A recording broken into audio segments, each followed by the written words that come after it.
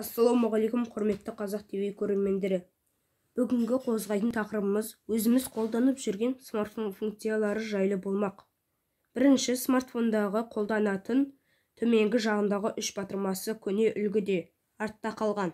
Сол себепті қазіргі үлгіде шыққан жасырын батырма жайлы болмақ, және оны қалай қолдануға болады. Ол үшін настройкаға кіріп, іздеу батырмасына навигационный панель деп іздейміз. Көбіне алғашқы үш әріпін жазса да шығады. Интернет желісі дұрыс болмай жатыр.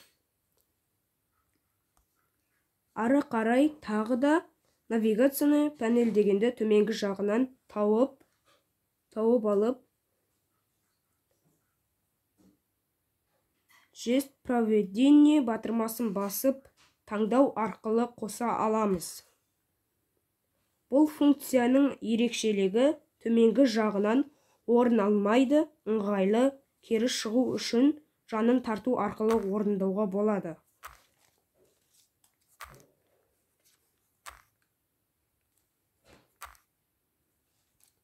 Екінші қозғайтын тақырыбымыз экран фоны жайлы болмақ. Мысалы, көп қолданушылар ауыспалы экран фоны болғанын қалайды. Сол себепті осы тақырыпты қозғап өткен дұрыс деп ойладым. Ол үшін экранның бос орынды басу арқылы обой батырмасына кіріп,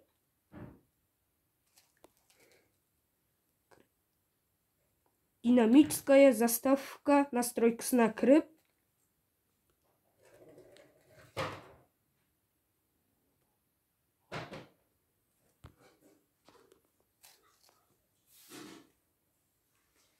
выбор категория ішіне кіріп,